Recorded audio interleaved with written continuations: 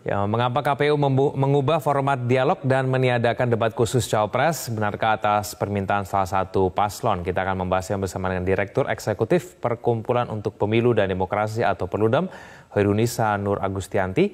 Kami juga sudah mengundang KPU, tetapi mereka semuanya berhalangan. Mbak Ninis, selamat malam. Selamat malam, Mas. Ya, terima kasih atas waktunya Mbak Ninis. Mbak Ninis, menurut Anda kita tahu ya bahwa total ada 5 jadwal debat yang sudah dirilis oleh KPU. Nah, melihat mengenai format, mengenai waktunya, dan kemudian tema-tema debatnya, apakah debat Pilpres kali ini bisa betul-betul menampilkan sosok Capres-Cawapres seutuhnya, sehingga kemudian kekurangan dan kelebihannya akan tampak nanti, Mbak Ninis? Ya, itu harapan kita ya, karena bedanya dengan 2019 yang lalu, Mas, masa kampanye kita nih sekarang singkat ya, hanya 75 hari. Dengan 5 kali debat di waktu 75 hari ini. Nah, bedanya 2019 yang lalu kan kampanyenya hampir 7 bulan. Debatnya tetap 5 kali, tapi di sela-sela debat itu publik masih punya waktu lah ya, cukup waktu untuk kemudian mendalami kembali, misalnya mau mengundang dan segala macam. Nah, tapi sekarang kan hanya 75 hari, 5 kali debat. Nah, harapannya debat ini tidak sekedar formalitas atau sekedar seremonial gitu kan. Kita juga sebagai pemilih ini kan ingin kampanye kita nih naik kelas gitu ya, karena sesuai di Undang-Undang Pemilu sendiri, debat kampanye itu kan pendidikan politik yang dilakukan secara bertanggung jawab. Harusnya bisa bersifat dialogis gitu ya, bertukar gagaran, transformasi ide misalnya seperti itu. Dan kita menginginkan bahwa para kandidat ini pun juga saat misalnya debat gitu ya, itu bisa genuine gitu loh. Jadi misalnya ditanya, diberikan salah satu contoh kasus misalnya, itu bisa segera merespon dengan cepat. Nah, itu sebetulnya yang kita harapkan dari proses debat yang diselenggarakan oleh KPU ya, dalam salah satu bentuk metode kampanye nanti gitu. Jadi bukan sekedar misalnya seperti kan biasanya banyak yang mengkritik debat ini tuh seperti seperti lomba cerdas cermat gitu ya, ditanya satu-satu gitu ya, tapi tidak ada perdebatan gitu misalnya di antara pasangan calon yang satu dengan pasangan calon yang lain. Nah, harapannya kan karena ini juga bagi pemilih, kita ingin kan selama ini kita mengatakan bahwa pemilih itu harus jadi pemilih yang well informed gitu ya, pemilih yang berdaya. Nah, ini sebenarnya salah satunya untuk mendorong pemilih juga bisa mendapatkan informasi yang utuh, bukan hanya sekedar visi misinya gitu ya. Saya rasa kalau visi misi pun itu sudah banyak tersebar gitu ya, kita bisa baca, tapi bagaimana para pasangan calon ini bisa merespon dengan spontan gitu ya, misalnya ada pertanyaan-pertanyaan atau diberikan kasus tertentu. Iya, silakan Mas. Tapi tidak sedikit juga yang mempertanyakan kenapa kok dalam debat Pilpres kali ini tidak ada debat khusus untuk Cawapres. Nah, menurut Mbak Nini sendiri, penting tidak sih kita menghadirkan debat khusus untuk Cawapres begitu? Iya, ini yang sebetulnya KPU harus menjelaskan gitu, karena di PKPU ya, PKPU itu kan adalah aturan teknis yang KPU buat sendiri gitu ya. Di PKPU itu kan disebutkan bahwa debatnya 3 kali untuk Capres, 2 kali untuk Cawapres. Nah, sehingga kemudian ketika KPU mengubah formatnya gitu ya, tadi kan kalau dalam pengantarnya disampaikan oleh Ketua KPU dikatakan tetap hadir dua-duanya gitu, hanya porsinya saja misalnya nanti kalau debat Cawapres yang lebih banyak bicara Cawapresnya. Nah, tapi kan kita juga menginginkan bahwa satu pasang ini, baik itu Capres maupun Cawapres, itu juga punya kesamaan gitu loh soal visi misinya. Jadi kalau misalnya dengan terpisah gitu ya, ada capresnya sendiri, ada cawapresnya sendiri, kan kita juga bisa menilai ini masing-masing mendalami nggak visi misi yang sudah dibuat oleh timnya gitu misalnya. Nah, kalau sama-sama kan tadi kita kan pengen misalnya responnya cepat gitu ya. Kalau misalnya nanti ketika ditanya ada diskusi dulu gitu misalnya antar pasangan ini, kan kita jadi publik ya akan menjadi penilaian kembali gitu ya bagi publik dalam menilai pasangan calon masing-masing ini gitu.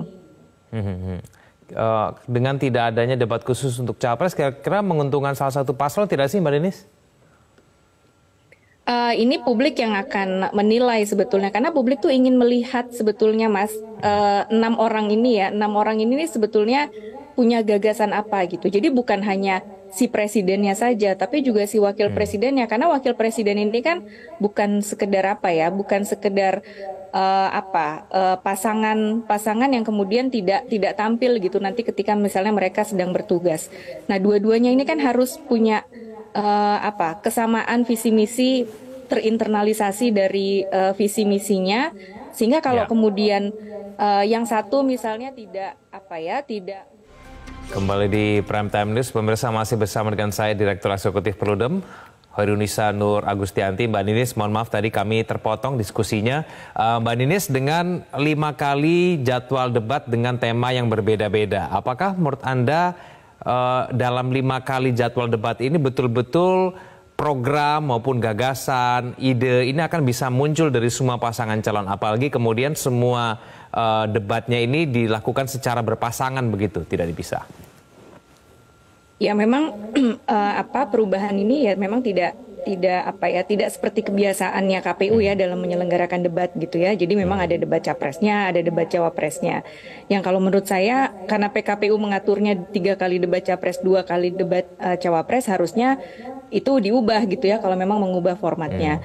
Nah, yang berikutnya adalah publik ini kan tadi tidak hanya ingin melihat proses debat ini hanya sekedar ya formalitas gitu ya, ditanya satu-satu tapi tidak ada proses debat, tidak ada proses debatnya lah, tidak debatnya mungkin ya tentu bukan debat kusir gitu ya, tapi debat yang spontan, debat yang lebih genuine gitu ya, sehingga kita juga bisa menilai, publik bisa menilai sebetulnya setiap pasangan calon ini siap atau tidak gitu ya, atau misalnya mereka paham atau tidak dengan visi misi yang sudah dibuat gitu kan. Itu yang sebetulnya harapannya digali dalam proses debat ini gitu. Jadi kalau kemudian ada perubahan format gitu ya, atau misalnya nanti lebih pertanyaannya hanya lebih satu arah gitu ya, tidak terlalu menggali mendalam, ya tentu publik akan harus effort lagi nih kalau untuk mencari tahu lebih dalam lagi soal gagasan dari pasangan calon ini, ketiga pasangan calon ini. Ya, Mbak Ninis, bagaimana kemudian kita bisa menilai kecakapan, kepiawaian dari cawapresnya, begitu sinerginya dengan capresnya, kalau misalnya debat cawapresnya itu tidak ada begitu? Iya, kalau kemudian memang ruangnya tadi diubah gitu ya, tidak ada debat capresnya sendiri, tidak ada debat cawapresnya sendiri, ya kemudian akan sulit gitu ya publik menggali itu. Nah, memang ada metode-metode kampanye yang lain gitu ya, misalnya kan sekarang sudah misalnya dari Mahkamah Konstitusi sudah membolehkan kampanye di tempat pendidikan ya, khususnya di kampus untuk mengundang pasangan calon. Nah, akhirnya dengan metode-metode seperti itu, Mas, misalnya ada si pasangan calon ini mau berkampanye di tempat pendidikan, nah disitulah kemudian digali gitu. Nah, tapi kemudian kan yang menjadi pertanyaan, ini ruang ini akan dimanfaatkan atau tidak gitu ya, apalagi kalau di kampus mungkin para akademisinya, para mahasiswanya gitu, pertanyaannya kan bisa lebih spontan gitu. Nah, kalau begitu kan kita jadi bisa lebih melihat nih gimana mereka merespon isu atau merespon kasus gitu dengan lebih genuine, dengan lebih bisa meyakinkan pemilih sebetulnya. Kalau misalnya memang cawapresnya sendiri jarang berbicara, kemudian jarang tampil begitu, bahkan mungkin ada yang disebutkan jarang datang ke tempat-tempat forum-forum mahasiswa seperti yang Mbak Ninis katakan tadi. Nah, apakah kemudian itu sudah bisa menjadi tolak ukur bagi kita pemilih untuk bisa menentukan begitu kecakapan cawapresnya begitu, Mbak Ninis? Ya, saya rasa pemilih publik akan menilai gitu ya. Kan sebetulnya yang namanya pemilu ya, kampanye itu kan sebetulnya ya tadi pendidikan politik yang dilakukan secara bertanggung jawab. Yang namanya pendidikan politik itu kan yang harus dialogis gitu ya, ada tukar ide, bukan sekedar entertainment gitu loh, bukan sekedar citra diri yang ditampilkan misalnya di media sosial, datang ke pasar, pergi kemana gitu ya, yaitu citra diri. Tapi kan ya tadi penilaian publik kan sebetulnya ya jangan hanya sampai di situ gitu loh, karena kita sebagai publik kita punya satu suara yang ini sangat berharga, yang kita tuh mau gunakan sebaik-baiknya. Caranya bagaimana? Ya caranya ingin tahu gagasan dari setiap pasangan calon ini seperti apa.